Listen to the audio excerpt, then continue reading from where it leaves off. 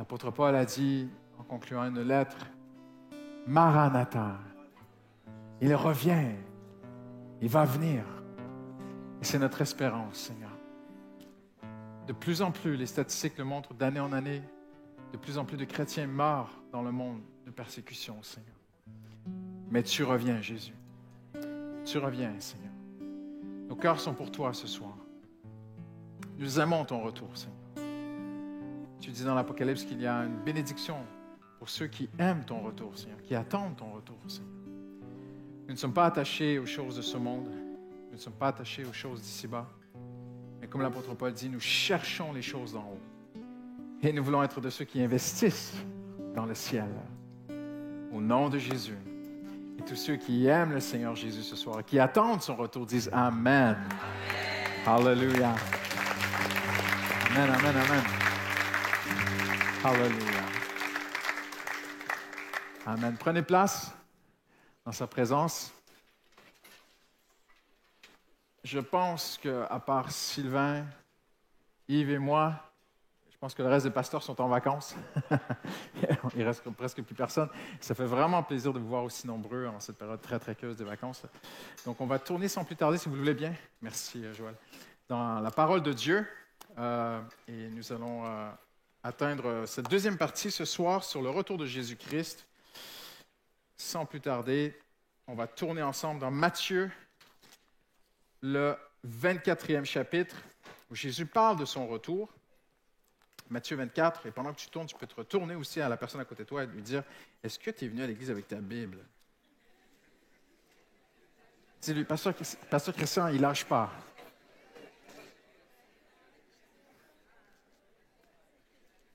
Amen. Alléluia.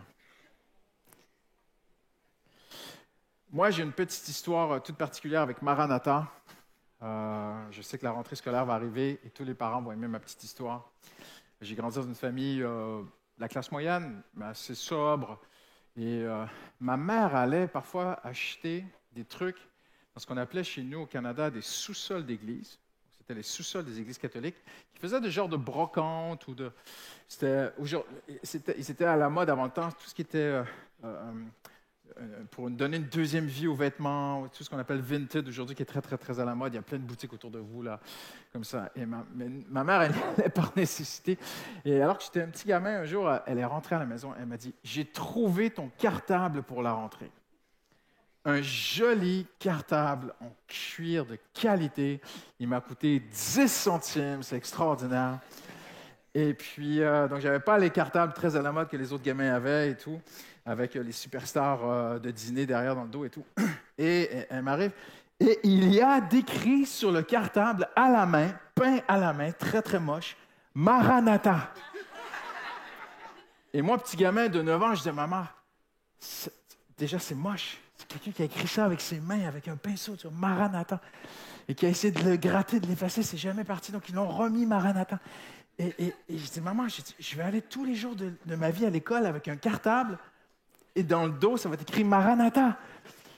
Mais qu'est-ce que ça veut dire, Maranatha? Et ma mère me regarde comme ça. Mais c'est merveilleux. Ça veut dire Jésus revient. Et les petits garçons de 9 ans, ils ne pensent pas à Jésus qui revient. Ils pensent à ce que les copains dans la cour d'école vont dire. Et j'ai commencé à transpirer. Je me suis dit, mon premier jour d'école, je portais le cartable comme ça. Mais à un moment donné, et puis les gamins, ils disaient, ça veut dire quoi, Maranatha? J'étais comme ça. Jésus revient. Et les gamins, quoi, Jésus revient? Et ça s'est répandu. Je pense que j'étais... je pense qu'il y avait un appel sur ma vie à prêcher l'Évangile avant le temps. Maranatha, Jésus revient. N'est-ce pas une thématique importante? On a vu ensemble la semaine dernière l'enlèvement de l'Église, que le retour de Jésus se fait en 2 temps. Maintenant, aucune prophétie, c'est probablement la seule prophétie de la Bible où il est vraiment impossible. On va se casser les dents sur des textes, à essayer de comprendre quand est-ce que Jésus va revenir. Mais nous savons une chose, Jésus va revenir chercher son Église, ça c'est sûr et certain. Mais je veux vous parler ce soir, pourquoi Jésus reviendra? Pourquoi revient-il? C'est très important de dire en introduction, j'ai dit la semaine dernière, si vous êtes nouveau dans la foi ou si vous nous visitez, ça n'a jamais été notre approche biblique de faire de la surenchère spectaculaire, de décourager la liberté de pensée, de choix. Je ne crois pas que les gens devraient venir à Jésus parce qu'ils se sentent forcés ou manipulés par des textes qu'on va lire ce soir qui sont vraiment, vraiment terribles, ces textes que nous allons lire ce soir sur la fin du monde. Mais en même temps, ça pourrait peut-être même paraître pour vous quelque chose d'extrémiste. On va lire des textes violents, mais sachez que les chrétiens sont non violents. Amen. Nous sommes des gens pacifiques, mais un jour Dieu va régler ses comptes avec les méchants. Et la grande difficulté du retour de Jésus-Christ tient à son caractère qui est à la fois surnaturel. Parce qu'on peut lire beaucoup de textes dans la Bible et les sentir près de nous, mais lorsqu'on commence à lire les textes apocalyptiques du retour de Jésus-Christ, on sent leur sens surnaturel, cataclysmique, qui paraît parfois même relever de la fiction, mais ce sont des faits qui vont vraiment prendre place. Nous n'y voyons pas une métaphore, comme dans certains milieux, ni un sens figuré. Bien sûr, il y a des visions dans l'Apocalypse qui sont au sens figuré, mais nous sommes convaincus que le retour de Jésus-Christ, qui sera décrit dans un instant ce soir, va vraiment prendre place. Et qu'il va renverser l'ensemble des cadres humains que les hommes se sont faits de la religion, ou que les hommes se sont faits de la moralité ou de la morale. Jésus va vraiment revenir physiquement sur terre un jour. OK? Nous l'avons vu ensemble la semaine dernière, il revient pour deux personnes. Il revient pour ses amis et il revient pour ses ennemis. Pourquoi vient-il enlever l'Église? Pourquoi est-ce que certains sont morts persécutés et sont déjà partis avec le Seigneur, d'autres sont morts en Christ, tout ça? La Bible le dit, mais ceux qui seront vivants à ce moment-là seront enlevés par le Seigneur. On ne sait pas quand est-ce que ça va arriver. On a vu ça ensemble la semaine dernière. Parfois, on peut se poser la question, mais Pasteur Christian, comment se fait-il que des chrétiens sont persécutés dans le monde entier depuis 2000 ans? Des chrétiens meurent parfois comme les autres, dans les guerres, dans des cataclysmes, dans des choses qui peuvent arriver. Les chrétiens aussi souffrent et meurent comme tout le monde. Mais en plus, les chrétiens sont persécutés dans le monde. Mais pourquoi est-ce qu'il y aura un enlèvement de l'Église? Nous pouvons répondre à cette question. OK? Dieu n'a jamais laissé le juste subir son jugement sur les méchants. Il faut comprendre que l'Apocalypse, la fin des temps, qui va culminer avec une grande fin finale qui sera le parousia de Jésus, l'apparition de Jésus dans le ciel où tout le monde le verra et il descendra du ciel. Ce n'est pas juste un simple cataclysme qui va arriver, pas juste une simple révélation, ce sera le jugement final des nations sur terre. Il va détruire ses ennemis avec sa bouche et bibliquement et dans le cœur de Dieu, il lui est impossible de juger le juste avec le méchant. C'est logique. Il faut que Dieu enlève le juste pour juger le méchant. Je vais vous le prouver. Vous connaissez l'histoire de Sodome et Gomorrhe si vous êtes chrétien. Si vous ne la connaissez pas, dans Genèse 18, Dieu va dire, va faire comprendre, et même Abraham va le discerner parce que Dieu ne le dira pas clairement au début, mais Dieu va faire comprendre qu'il va visiter Sodome en disant « Le cri de Sodome est monté jusqu'à moi ». Et regardez ce qu'Abraham dit. Je ne prends pas tout le texte parce qu'on a beaucoup de textes à voir. Il va dire, faire mourir, verset 25, Genèse 18, 25, faire mourir le juste avec le méchant, si bien que le sort du juste serait identique à celui du méchant, cela ne correspond certainement pas à ta manière d'agir. Abraham avait compris que Dieu ne peut pas détruire Sodome s'il y a des justes dans Sodome. OK? Celui qui juge toute la terre n'appliquera-t-il pas le droit? Impressionnant. Et Dieu dit, si je trouve à Sodome 50 justes, je pardonnerai à toute la ville à cause d'eux. Et l'intercession d'Abraham va descendre jusqu'à 10 justes, et au final, il n'y en a pas 10, il y a Lot. Et Dieu va envoyer 2 anges enlever Lot avant de détruire la ville. Dieu va un jour, à cause de la méchanceté des hommes, on va le voir dans un instant, c'est écrit dans l'Apocalypse, c'est écrit mot pour mot dans l'Apocalypse, Dieu va détruire ceux qui détruisent la terre. Mais Dieu ne va pas détruire le méchant si le juste est là. Il faut que Dieu enlève le juste pour venir détruire le méchant. Donc, qui sera enlevé? J'aimerais vous montrer un texte très intéressant dans Ésaïe, qui n'a peut-être jamais capté votre attention. Dans Ésaïe 57, il apparaît à l'écran. Le juste disparaît. Écoutez bien ceci. Le juste disparaît et personne ne prend cela à cœur. Les hommes de bien sont enlevés et personne ne comprend que c'est à cause du mal que le juste est enlevé. C'est la prophétie d'enlèvement. Pour être plus clair. Il entrera dans la paix. Il trouvera le repos sur son lit. Ça, c'est dans la présence, c'est dans le sein d'Abraham, c'est dans la présence de Christ. Celui qui aura marché dans la droiture. Ésaïe 57, 1 et 2. Donc, le juste est enlevé pour échapper au jugement que Dieu va amener sur la terre. Dieu va juger deux choses. Dieu va juger les hommes pour leur vie immorale ou morale. Tous les hommes vont se présenter devant Dieu un jour, toi et moi. Jésus en parle, il sépare les boucs et les brebis. Ça va se passer au ciel. Tous les êtres humains vont aller au ciel, passer devant Dieu. Il y en a deux seuls, d'après l'Apocalypse, qui ne vont pas passer en jugement. Je pense que c'est l'Antichrist et le faux prophète. La Bible dit qu'ils sont jetés directement en enfer. Mais tous les hommes vont passer devant Dieu. Donc, le jugement que Dieu va amener sur la terre, ce n'est pas le même jugement. C'est un jugement terrestre pour juger les nations. OK? C'est autre chose. Donc, Dieu vient d'abord pour ses amis. Jésus vient chercher ses amis. Il l'a dit, on l'a vu ensemble la semaine dernière, et c'est une très bonne nouvelle. C'est la plus grande joie des enfants de Dieu, c'est le retour de Jésus, et c'est le plus grand malheur des ennemis de Dieu. C'est qu'un jour, le Seigneur va venir se réapproprier complètement la terre qu'il a créée et qui lui appartient. Deuxièmement, le Seigneur vient pour ses ennemis. Dieu annonce depuis les prophètes qu'il jugera les méchants sur la terre. Ce n'est pas d'aujourd'hui que ces choses ont été annoncées. Elles ont été annoncées depuis très, très longtemps. Il y a même un texte qui dit dans la parole de Dieu, y a-t-il un sage, y a-t-il quelqu'un dans Jérémie 8, je crois, y a-t-il quelqu'un qui est sage, qui cherche à comprendre ce qui est en train de se passer? Donc, si vous cherchez à comprendre les temps dans lesquels vous vivez et ce qui se passe aujourd'hui, vous êtes sage. Vous êtes sage, la Bible dit. Et regardez depuis longtemps ce qui a été annoncé. Je rassemblerai toutes les nations, je les ferai. Donc, Dieu parle d'un temps qui n'a encore jamais eu lieu.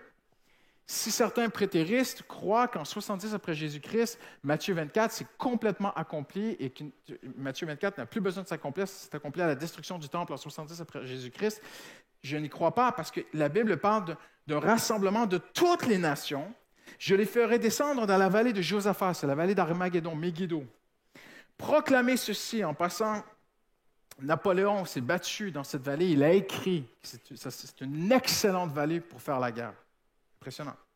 Proclamez ceci parmi les nations. Préparez la guerre, réveillez les guerriers. Il y a déjà quelqu'un qui a prêché que c'était les chrétiens, réveiller les héros. C'est complètement hors contexte. Ce n'est pas des héros spirituels chrétiens ici qui sont dans le texte. Ce sont les ennemis de Dieu. Dieu réveille l'esprit de ses ennemis. Il les éveille pour qu'ils viennent contre lui-même. Dépêchez-vous de venir, vous toutes les nations environnantes, et rassemblez-vous. Là, Éternel, fais descendre tes guerriers, donc ils descendent du ciel avec le Seigneur Jésus, que les nations se réveillent et montent vers la vallée de Josaphat, car c'est là que je siégerai pour juger toutes les nations. Venez les écraser, car le pressoir est plein, les cuves regorgent. Oui, leur méchanceté est grande. Voyez-vous, Dieu est patient, Dieu est gracieux, Dieu est miséricordieux. Dieu peut attendre très, très longtemps, mais il viendra un moment où Dieu dira, la méchanceté est arrivée à son comble. Dieu l'a dit avec Sodome et Gomorrhe, Dieu l'a dit au temps de Noé, et Dieu le jugera. Il est le seul qui peut appointer cet instant et dire, voilà, la méchanceté des hommes est arrivée à son climax, à son comble. Maintenant, je juge. C'est le juge de toute la terre, comme Abraham a dit, c'est lui qui décide ce moment-là. Tu peux le compter, tu peux savoir exactement, c'est 7 ans à partir de l'alliance entre l'Antichrist et Israël. C'est écrit dans la Bible.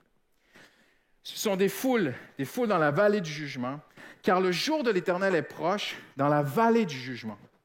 Le soleil et la lune s'obscurcissent, les étoiles perdent leurs éclats. C'est cité c'est cité aussi dans Ésaïe 13, 10, 34, 4, Zacharie 14, 1 à 4. Il y a beaucoup de textes qui parlent de ces choses-là. Apocalypse 6, 12 à 17. Et Jésus en parle dans Matthieu 24, qui est notre texte de base. Mais l'Éternel est un refuge pour son peuple, un abri pour les Israélites. Impressionnant. Voici qu'arrive un jour pour l'Éternel, je rassemblerai toutes les nations. pour qu'elles attaquent Jérusalem. Nous l'avons vu ensemble, la Bible nous donne quelques indications. Donc, un homme va venir et c'est l'Antichrist. Il y a toujours une contrefaçon de Dieu. Il y a l'épouse, il y a la prostituée, il y a l'Église, il y a la fausse Église qui est la grande prostituée, on en reparlera. Il y a le prophète, il y a le faux prophète. Et on voit aussi qu'il y a constamment cette contrefaçon. Il y a Christ et il y a l'Antichrist. L'Antichrist va faire une alliance avec Israël de 7 ans. Et après 3 ans et demi, il va rompre l'alliance. Nous comprenons, d'après les textes bibliques, qu'il va faire quelque chose qui est impossible aujourd'hui. Il va faire en sorte que l'on puisse rebâtir le temple à Jérusalem et les sacrifices vont reprendre, comme dans l'Ancien Testament, parce que la Bible dit qu'après 3 ans et demi, on va arrêter les sacrifices. Et ce que nous comprenons, ce que les théologiens comprennent, c'est qu'après 3 ans et demi, il va, lui, entrer dans le lieu très saint et se présenter comme la personne à adorer. Et là, les Juifs vont ouvrir les yeux, ils vont réaliser qu'ils se sont fait tromper par cet homme, l'alliance va se rompre et cet homme va se retourner contre eux et leur faire la guerre. Et c'est ce que la Bible annonce ici. Je rassemblerai toutes les nations pour qu'elles attaquent Jérusalem. Et cet homme, nous croyons, on va le voir, c'est même écrit dans l'Apocalypse, un peu plus tard, on va le lire dans un instant, il va aller rassembler les nations pour venir réattaquer Jérusalem. J'ai rassemblé toutes les nations pour qu'elles attaquent Jérusalem. La ville sera prise, la Bible dit. Les maisons seront pillées, les femmes violées, la moitié de la ville partira en exil, mais le reste du peuple ne sera pas éliminé de la ville. Ah non, mais c'est la chute de Jérusalem du temps avant Daniel. Non, parce que c'est dans Zacharie. Zacharie arrive après Daniel. C'est en 70 après Jésus-Christ. Non, parce que les textes parlent que toutes les nations viennent à ce moment-là. 70 après Jésus-Christ, c'est que l'Empire romain. L'Éternel sortira et combattra contre ces nations. Ce n'est pas arrivé en 70 après Jésus-Christ. Le Seigneur n'est pas venu combattre ces nations. Donc, à la fin des temps, alors que tout le monde vient contre Israël, l'Éternel sortira, combattra contre ces nations comme il combat le jour de la bataille. Ça, c'est la parousia, c'est là où Jésus va apparaître. Ses pieds se poseront, les pieds de Jésus, ce jour-là sur le mont des Oliviers, qui est vis-à-vis de Jérusalem du côté est. Le mont des Oliviers se fendra par le milieu, d'est en ouest, et une très grande vallée se formera. Ces choses-là ne sont pas arrivées en 70 après Jésus-Christ. Donc, ça ne peut pas être à ce moment-là, c'est quand Jésus reviendra. Les apôtres ont annoncé ce jour. Hébreux 10, 27 dit ceci, « L'ardeur du feu qui dévorera les adversaires de Dieu. » On enseignait ces choses il y a 2000 ans. On ne les enseigne plus aujourd'hui parce que les gens ne trouvent pas ça très cool d'aller à l'église entendre ces choses-là, mais ce sont des vrais enseignements bibliques qu'on devrait ramener. Ce jour-là, le ciel disparaîtra, de Pierre. Pierre nous dit ceci, « Ce jour-là, le ciel disparaîtra avec fracas. Les éléments embrasés se désagrégeront et la terre, avec les œuvres qu'elle contient, sera brûlée. » Quand Jésus va apparaître, la Bible dit, dans la puissance de l'épée qui est dans sa bouche, ces choses vont prendre place. Jour où le ciel enflammé se désagrégera, embrasé, mais nous attendons, conformément à sa promesse, un nouveau ciel et une nouvelle terre où la justice habitera. Le prophète Ésaïe aussi dit que Dieu fera de nouveaux cieux et de nouvelles terres. Comment est-ce que le monde sera conduit par Dieu vers ce jour? Si tu peux présenter la prochaine diapo, qui est une frise. Il y a beaucoup de détails. Je ne peux pas vous les présenter tout ce soir, il y a trop de détails. Mais ce sont les 7 ans de l'alliance entre l'Antichrist et Israël. Première moitié, 3 ans et demi. Et à la moitié, il y a cette rupture. Et puis, dans les 3 années et demie qui suivront, il y aura une persécution extrême, la marque de la bête, contrôle économique, des choses divines, trompettes et coupes dans le ciel, guerre mondiale, qui arrive à Armageddon. Il y aura des signes cosmiques, des chaos planétaires incroyables. Et ces 3 années et demie prennent fin avec le retour de Jésus, son apparition, Apocalypse, et on va le lire ensemble si vous le voulez bien. Comment se déroulera le jour du Seigneur? L'Apocalypse en parle clairement, elle donne quand même beaucoup d'indications. Et elle dit ceci, « Ce sont des esprits de démons qui accomplissent des signes miraculeux et qui vont vers les rois de toute la terre afin de les rassembler pour la bataille de ce grand jour du Dieu Tout-Puissant. » C'est impressionnant. Voici, je viens comme un voleur. C'est Jésus-Christ qui parle. Heureux celui qui reste vigilant. Donne un coup de coude à la personne à côté de toi. Il parle de toi. Heureux celui qui reste vigilant et qui garde ses vêtements. On parle de vêtements spirituels. L'apôtre Paul dit, revêtez-vous de Jésus-Christ, afin de ne pas marcher nu, de ne pas laisser voir sa honte. Nous sommes couverts par le sang de Jésus. Ils les rassemblèrent. Donc, il revient à ces démons qui vont par toute la terre avec séduction Il rassemble ces chefs des nations, ils les rassemblèrent à l'endroit appelé en hébreu Armageddon. Le 7e ange versa sa coupe dans l'air, et du temple du ciel, donc de la présence de Dieu, sortit une voix forte. Elle venait du trône de Dieu, et dit, c'est fait, c'est fini, c'est fini. Il y eut des éclairs, des voix, des coups de tonnerre, un grand tremblement de terre, tel qu'il n'y en a jamais eu de pareil depuis que l'homme est sur la terre. Ces événements n'ont encore jamais pris place. Ensuite, je vis le ciel ouvert, et voici qu'un cheval blanc apparut. Si vous avez lu l'Apocalypse, il y a un premier cavalier sur un cheval blanc. C'est le faux, c'est l'Antichrist. Là, c'est le vrai. C'est Jésus. Là, c'est le parousia. C'est son apparition, c'est la fin. Mon ami, c'est terminé. Là, on a gagné. OK? Celui qui le montait s'appelle fidèle et véritable. Il juge et combat avec justice. Ses yeux étaient comme une flamme de feu. Il y avait de nombreuses couronnes sur sa tête. Il portait un nom écrit que personne d'autre que lui ne connaît. Il était habillé d'un vêtement trempé de sang. Son nom est la parole de Dieu. Alléluia, Jean 1. Les armées célestes le suivaient. Donne un petit coup de coude à la personne à côté de toi et dis, il parle de toi. Même si on ne comprend pas tout, même si on n'a pas tout saisi, t'es peut-être... Mais un jour, ça va être toi et moi. J'espère que tu seras à côté de moi. Alléluia. De sa bouche, les armées célestes se suivaient, montées sur des chevaux blancs, habillés d'un fin lin blanc et pur. De sa bouche sortait une épée aiguë à double tranchant pour frapper les nations. Les nations. Donc, c'est le jugement des nations. Il y aura le jugement des âmes au ciel, mais là, Dieu juge les nations sur terre. Il les dirigera avec un sceptre de fer. Il écrasera lui-même le raisin dans la cuve à vin de l'ardente colère du Dieu Tout-Puissant. Donc, c'est la colère de Dieu. Il portait sur son vêtement et sur sa cuisse un nom écrit « Roi des rois, Seigneur des seigneurs ». Je vis un autre ange debout dans le soleil. Il cria d'une voix forte à tous les oiseaux qui volaient haut dans le ciel, « Venez et rassemblez-vous pour le grand festin de Dieu afin de manger. » Et là, la Bible nous montre qui sera dans cette vallée. C'est une indication. La chair des rois, donc les rois, les chefs des nations seront tous là. La chair des chefs militaires, la chair des guerriers, la chair des chevaux et de ceux qui les montent, la chair de tous les hommes, libres et esclaves, petits et grands. Impressionnant. On a l'impression qu'il ne reste plus de justes sur la terre à ce moment-là, qu'il ne reste que des hommes méchants. Alors je vis la bête, les rois de la terre et leurs armées rassemblées pour faire la guerre à celui qui montait le cheval et son armée. Donc, ce sera une guerre ouverte. Ils vont se retourner ouvertement avec leurs armes et leurs armées contre Jésus-Christ. La bête fut capturée ainsi que le prétendu prophète qui avait accompli devant elle des signes miraculeux pour égarer ceux qui avaient reçu la marque de la bête et adoré son image. Tous les deux furent jetés vivants dans les temps de feu. Donc, j'ai l'impression qu'eux, ils ne vont pas passer au jugement, ça y va direct. Les autres furent tués par l'épée qui sortait de la bouche de celui qui montait le cheval, et tous les oiseaux se rassasièrent de leur chair. Ça, c'est l'avènement final de Jésus-Christ. C'est ça le parousia de Christ. On va voir ensemble dans les prochains mardis les signes des temps. La Bible, Jésus nous invite à connaître les signes des temps dans lesquels nous vivons. Mais nous allons répondre à cette question en terminant ce soir. Deux questions. Pourquoi Dieu jugera les nations? Eh bien, on voit dans Jérémie, Dieu exprime son cœur. Dans le livre de Jérémie, ça apparaît à l'écran. C'est la ville contre laquelle il faut intervenir. Et Dieu parle ici de Jérusalem. Donc, Dieu a détruit Jérusalem parce qu'elle a atteint un point de non-retour dans sa méchanceté. Et Dieu a été très patient envers Jérusalem, très patient envers son peuple. Et à un moment donné, ils ont été si loin dans leur méchanceté, Dieu, dans sa parfaite justice, a dit, là, c'est assez. C'est la ville contre laquelle il faut intervenir.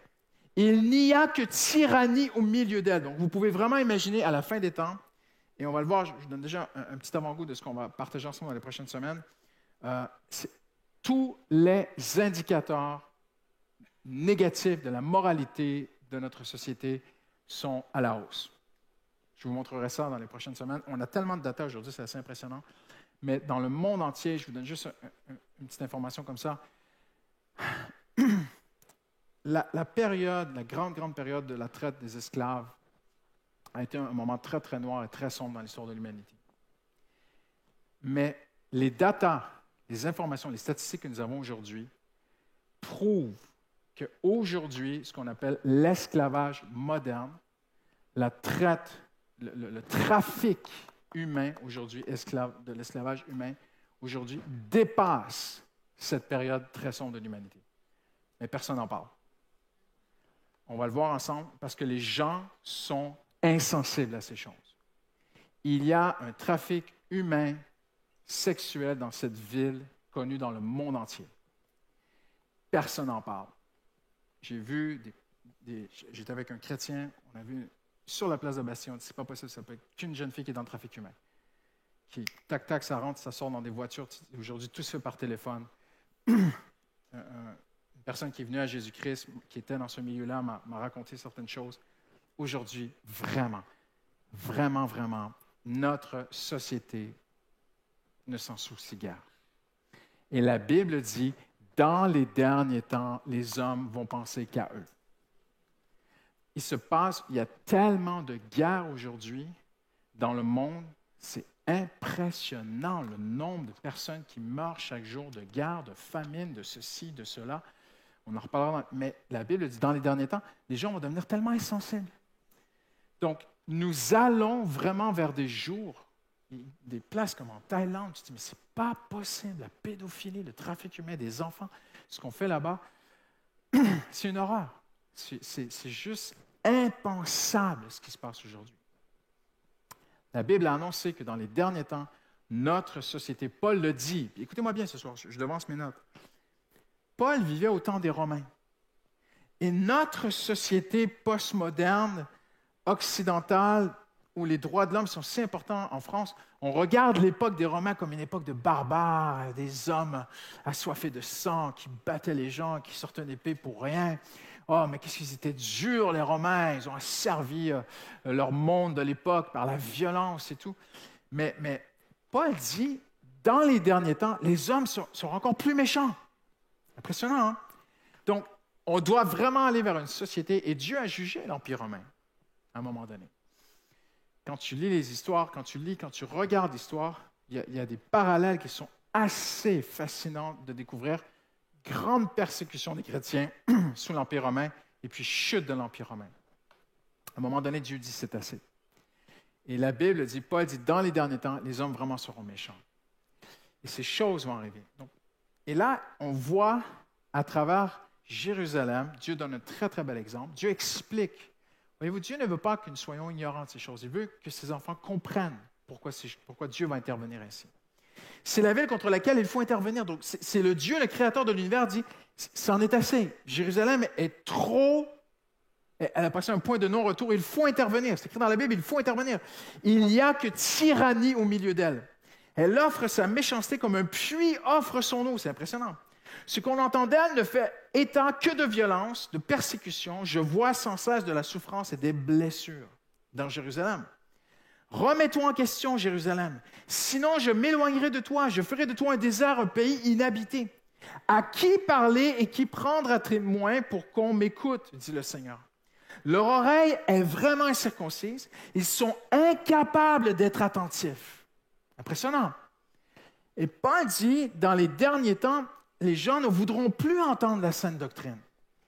Ils vont avoir cette incapacité d'écouter le vrai message de l'Évangile.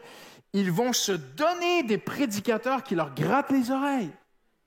C'est ce que la Bible dit. Ils vont les flatter dans le sens du poil. Aujourd'hui, nous y sommes. Il y a énormément d'églises, on ne prêche plus la repentance. On ne prêche aux gens que ce qu'ils veulent entendre.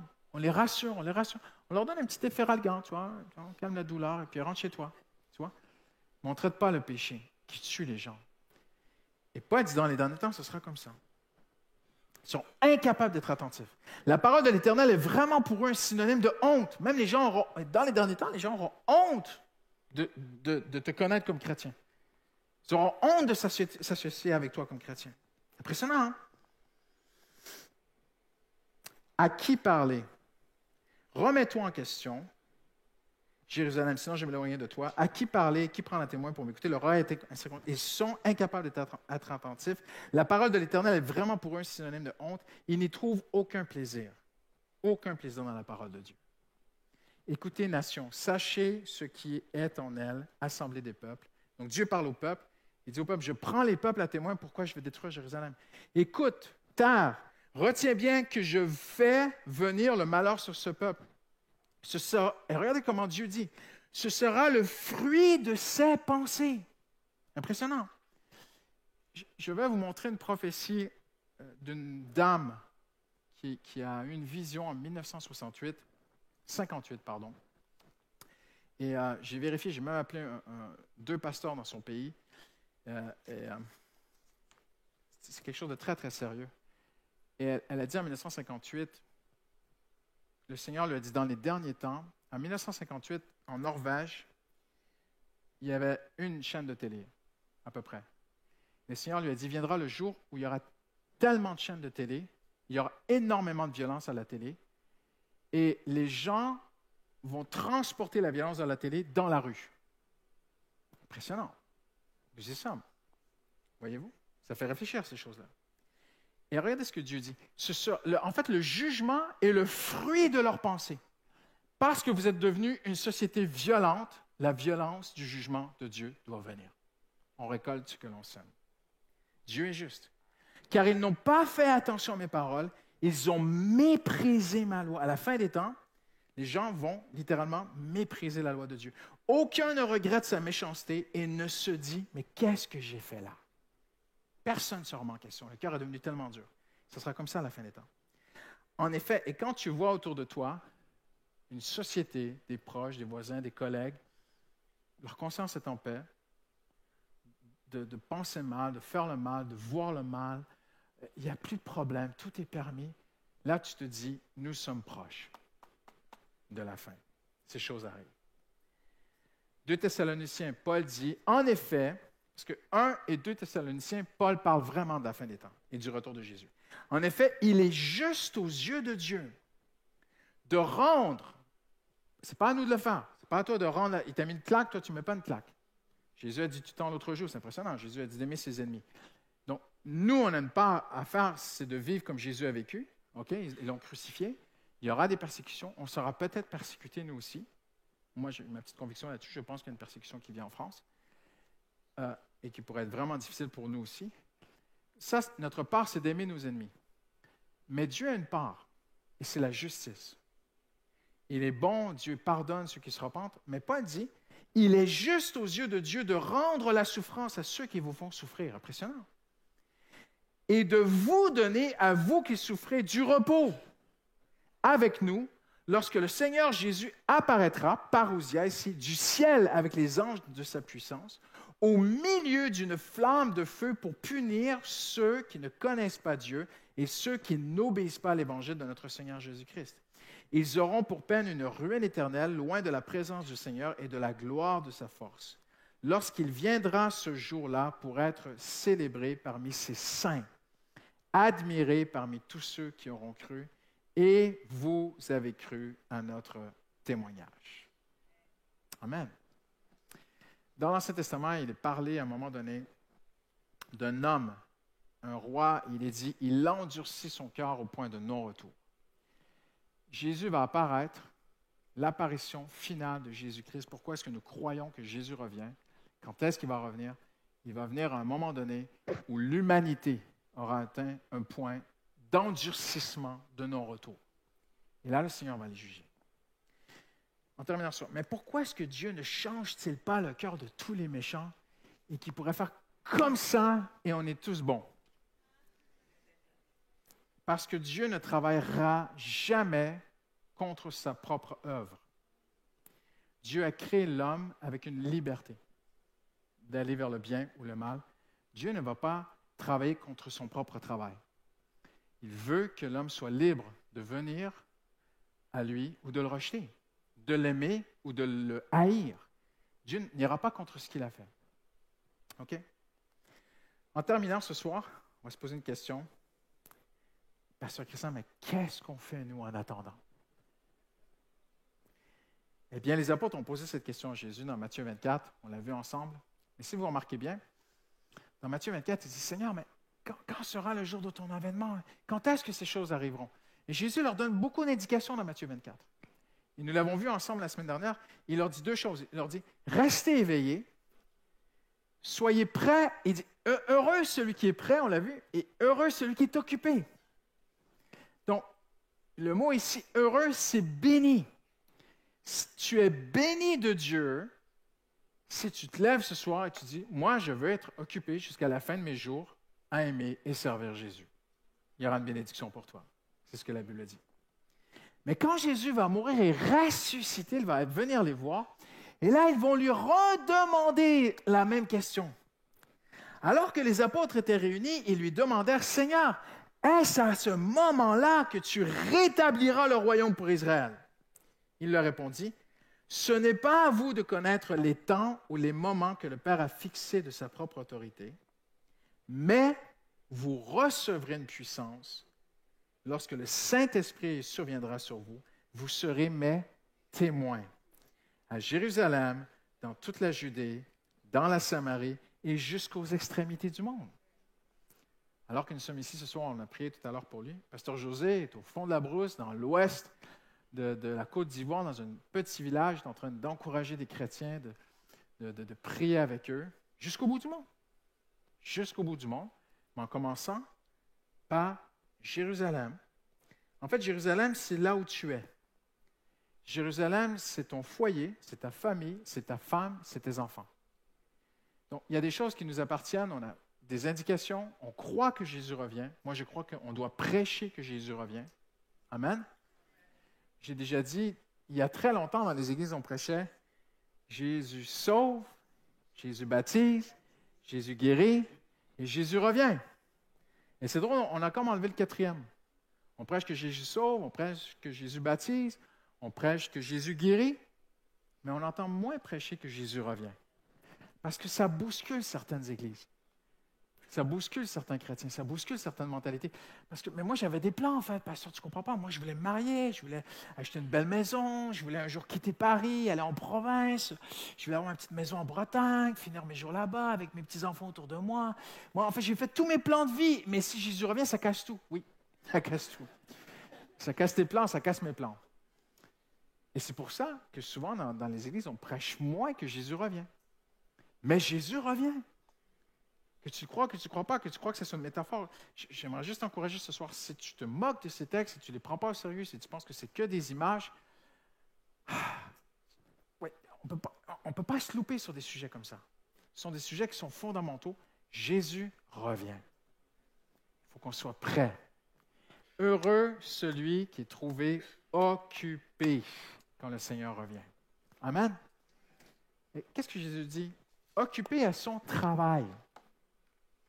Donc, demain matin, tu vas te lever, tu vas aller au travail. Et Jésus dit, Alléluia, Amen. Fais ce que tu as à faire. Mais là où tu es, au bureau, à l'école, peu importe, brille de Jésus. Saisis l'occasion. Amen. Saisis l'occasion de parler aux gens autour. C'est impressionnant. Une sœur de l'Église, il y a quelques semaines, sa chef est venue la voir. Il lui a dit, « Tu es chrétienne, toi? » Elle dit, « Oui. » Elle dit, « Jésus va revenir. Hein? » Impressionnant. Hein? Elle n'est pas chrétienne. Le monde réfléchit au retour de Jésus. Mais est-ce que toi, tu pourrais répondre? Et moi, ça a capté mon attention cette histoire. Est-ce que les chrétiens aujourd'hui peuvent répondre aux non-chrétiens, aux gens autour de nous, qui nous demanderaient, vous en... Une autre personne à l'église me disait, pasteur, des non-chrétiens disent, c'est la fin du monde. C'est quand même la fin du monde. On le sent partout. C'est incroyable. Un chauffeur de taxi qui parle avec un chrétien qui lui dit, ah, vous êtes chrétien? C'est la fin du monde, hein? On le sent. Hein? Impressionnant. Mais est-ce que tu peux répondre à ces gens?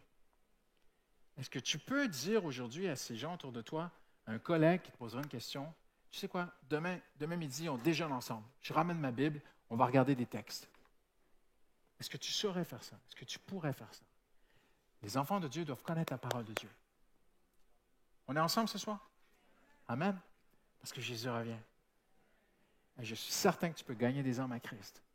On ne vient pas à Jésus par la peur.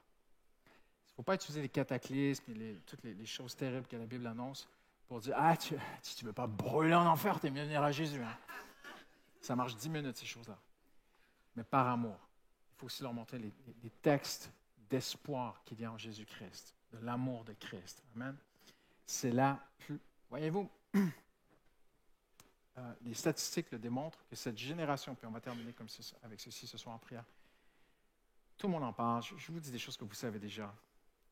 Cette génération de jeunes aujourd'hui ne veulent plus s'unir, fonder une famille, avoir des enfants. Il y en a beaucoup qui disent « Nous ne voulons pas avoir d'enfants » quand on voit où le monde va. Des scientifiques de la dystopie, des gens qui sont en train de prouver scientifiquement que la Terre est en train presque de s'autodétruire. La Terre ne peut pas s'autodétruire. Ce n'est pas le réchauffement climatique qui va détruire la Terre, ça doit être Dieu. Donc, Dieu l'a dit dans la Bible lui-même. Donc, ces choses sont vraiment proches, voyez-vous? Alors, on est appelé à briller autour de nous, à amener l'espoir à ces gens-là, à leur montrer que on parle des mots qu'on n'a jamais entendus avant. Éco-anxiété. Impressionnant, hein? Mais il y a des gens aujourd'hui qui font des crises d'angoisse, des jeunes, des professeurs qui m'ont dit, « Pasteur, dans ma classe, une jeune fille faisait une crise d'angoisse suite à hier soir, aux infos, aux nouvelles, tout ce qui a été dit de négatif, les guerres mondiales et tout ce qui arrive. Elle dit, mais il n'y a plus d'avenir pour nous. » Des jeunes qui veulent décrocher de l'école parce qu'ils disent, mais ça ne sert à rien, on va juste se tourner sur la drogue. Dimanche matin, je suis arrivé ici. Vous savez que la rue de la Lappe, ça a peut-être changé après le COVID, mais à un moment donné, la rue de la Lappe à côté et le quartier ici est connu pour être le quartier où il y a la plus grande concentration de bars et de boîtes de nuit de toute la France. C'est ici. Si vous arrivez dimanche matin tôt, vous allez voir que les balayeurs de rue, ils emmènent des bouteilles d'alcool et de plus en plus, vous savez, ces petites bonbonnes là, que les jeunes ils respirent là, et ça les shoot complètement. Parlez avec ces jeunes. Écoutez-les. Demandez-leur pourquoi ils font ça. Ils vont vous dire, il n'y a plus d'espoir. Ma famille est brisée, mon père est parti, ma mère est en dépression. Quand je regarde l'avenir dans le monde et tout, il n'y a plus rien. Plus rien. Donc, on vit au jour le jour et puis on s'explose le cerveau. Mais le Seigneur t'a choisi pour être là, pour leur dire, Jésus t'aime. Il y a de l'espoir. La Bible dit que ça finit bien. Le Seigneur va créer de nouveaux cieux, une nouvelle terre. Et le Seigneur peut même créer quelque chose de nouveau en toi. Il peut guérir ton cœur. C'est fini. Moi, j'en suis convaincu. Je dépasse mes notes ce soir. Mais je suis convaincu que l'époque des Billy Graham, des grands évangélistes internationaux mondiaux, Dieu l'a fait. Okay, chacun son avis là-dessus. Mais il y a vraiment eu une saison dans l'histoire de l'Église où il y a eu des grands hommes internationaux. Vraiment, aujourd'hui, pour moi, c'est terminé. Il y en a qui rêvent de l'être, mais ça, c'est autre chose. C'est terminé. Il y en a qui mettent beaucoup d'argent pour être connus, tout ça. Ça, c'est autre chose. Mais la vraie époque où Dieu levait des hommes qui étaient des voix internationales, pour moi, c'est terminé. Pourquoi? Après, Dieu peut faire ce qu'il veut. Pourquoi? Parce qu'aujourd'hui, ce sont les gens qui sont sur le terrain qui vont faire la différence. C'est toi, là où tu es. Dieu veut que chacun de ses enfants, se lève et annonce le retour de Jésus et annonce l'espoir dans du retour de Jésus. Vous êtes avec moi ce soir? J'en suis convaincu. Je suis convaincu. Amen pour les réseaux sociaux. Voilà, ça peut être bien utilisé parfois. Mais humainement, va vers les gens. Extraordinaire. Je dépasse complètement le temps ce soir. Vraiment, j'ai terminé, mais là, je termine. L'an dernier, on arrive ici tôt, un dimanche matin, et des jeunes qui sortent d'une boîte de nuit, la rue à côté. Il y a une bagarre, et un jeune sort, et il a gazé une jeune fille, et puis il se retrouve avec les yeux comme ça. Et Nicole, l'épouse du pasteur Mathieu, et ma femme ont été vers elle, et l'ont aidée, tout ça. Et elles sont rentrées dans la boîte de nuit, elles ont commencé à parler de Jésus. Je trouve ça merveilleux. Je trouve ça merveilleux. Les jeunes, et ça me brisait le cœur. Les jeunes qui sortaient, mais complètement ivres, qui titubaient, qui partaient avec leur voiture, et tu dis, le Seigneur les aime, ces jeunes. Le Seigneur veut les sauver, ces jeunes. Ils sont partout autour de nous.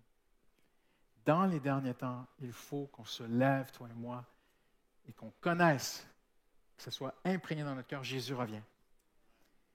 Et heureux celui qui est trouvé occupé.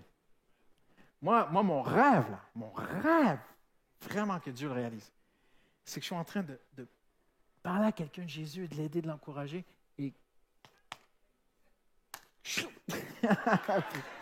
rêve de ça. Heureux celui qui est occupé à travailler, à son travail, quand le Seigneur reviendra. Amen. On se lève ensemble. Hallelujah.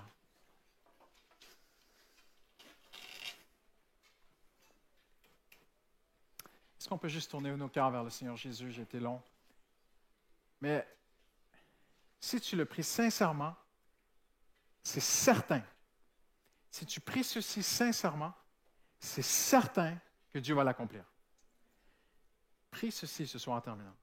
Dis, Seigneur, me voici. Envoie-moi. Sers-toi de moi, Seigneur. Je ne me sens pas prêt, je ne me sens pas à la hauteur, je ne me sens pas bien équipé. Je sens que je ne connais pas assez la Bible. J'ai l'impression peut-être que je ne prie pas assez, que j'ai mes propres batailles personnelles. Mais Seigneur, sers-toi de moi, Seigneur. Sers-toi alors que je vais sortir de ce lieu ce soir, je veux vraiment que tu te serves de moi, Seigneur. Prends ma vie, Seigneur. Je veux parler de toi à mes collègues, Seigneur. Je veux parler de toi avec mes voisins, Seigneur. Je veux parler de toi avec ma famille, avec mes proches, avec des rétrogrades qui se sont éloignés de toi, Seigneur. Envoie-moi, Seigneur. Envoie-moi, Seigneur. Au nom de Jésus. Amen. Je vous dis ceci en terminant. Je pense aussi qu'à la fin des temps, le Seigneur va ramener beaucoup de rétrogrades. Je pense qu'il y a beaucoup de rétrogrades. J'ai un ami, on a travaillé ensemble au Canada, dans le groupe de jeunes. Et il y a quelques années, j'ai appris que, ça fait 19 ans que je suis parti, il y a quelques années, j'ai appris qu'il avait été vraiment blessé dans une église. Il a arrêté de servir Dieu.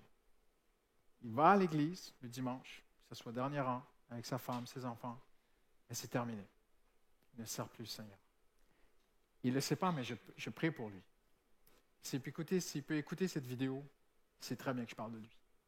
C'était un homme de Dieu. Incroyable. Il a été profondément blessé. C'était dur pour lui. Il suit le Seigneur, mais toi, dernier rang, terminé. Non. Heureux celui qui est trouvé occupé à son travail, en train de servir le Seigneur quand il reviendra. Prions que le Seigneur ramène des rétrogrades. J'ai dit à ma femme, je rêve de faire un voyage au Canada et d'aller voir tous les rétrogrades que je connais, parce que j'en connais. Je rêve de débarquer chez eux à l'improviste. Mais vraiment, que Dieu vous envoie. Tu sais, il y a des gens qui rêvent de devenir riches. Arrêtez! Rêvez de gagner des âmes. Rêve ce soir, essaie de t'imaginer un scénario où le Seigneur se sert de toi et tu gagnes une âme à Christ. Je pourrais prêcher encore des heures. Mais je ne veux pas le faire, je vais me retenir. Mais rêvons que Dieu se serve de nous à l'extérieur. Qu'au prochain baptême d'eau, tu sois au premier rang avec ton téléphone et que tu disais à tout le monde, c'est moi, qui l'a ramené à Jésus. Je rigole, hein? Mais vous comprenez ce que je veux dire. Amen. Que le Seigneur vous bénisse, qu'il vous accompagne ce soir à la maison, au retour. Bon retour. Brillez pour Jésus. Amen.